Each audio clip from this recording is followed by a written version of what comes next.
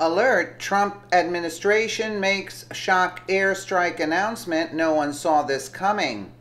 Since President Trump entered the White House, he's made it his mission to eliminate ISIS, and airstrikes have been a frequently used method of attack. According to the Daily Caller, President Trump's administration made a shocking announcement regarding airstrikes. They have to cut back on the number of airstrikes because there are fewer targets to attack with them. Air Force Brig General Andrew A. Croft told reporters at the Pentagon that airstrikes are down 60% because of ISIS's territorial losses.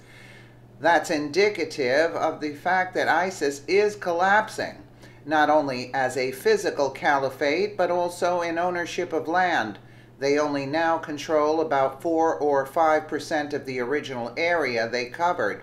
So the number of targets has dropped dramatically in the last month, he said. Interestingly, General Croft says even though airstrikes are down, the need for aircraft will remain consistent to find terrorists hiding in the desert. We will see a continued requirement for aircraft such as our remotely piloted aircraft. In addition to fewer airstrikes, there are no major ground operations conducted by the U.S. or U.S.-backed forces. Since the taking of ISIS's capital, city of Raqqa, and the city of Mosul, there haven't been any new operations requiring a heavy ground presence. In spite of their losses, the U.S. believes there are thousands of militants hiding in the desert regions of Iraq and Syria. It's widely thought that ISIS is returning to its original insurgency roots in the face of numerous losses to both numbers and territory.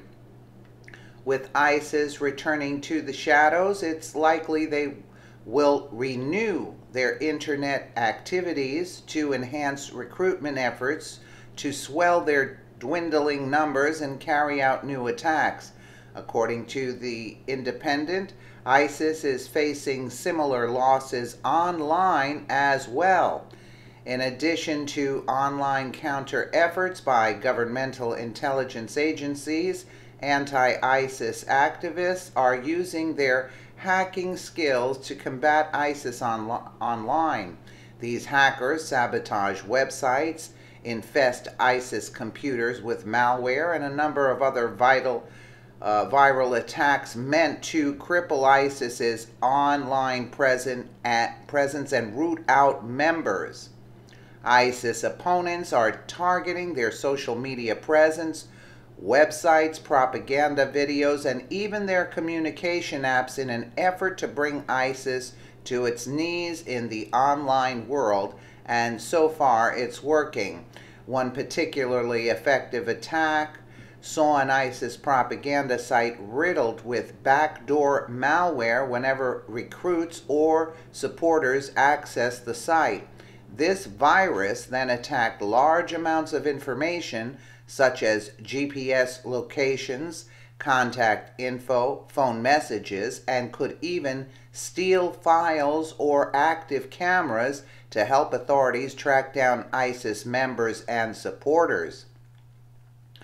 With ISIS losing territory both in the real world and online, their ability to wage terror is likely to be severely hindered. It's encouraging that the U.S. military has been so effective in their attacks that they've had to scale back airstrikes due to lack of targets.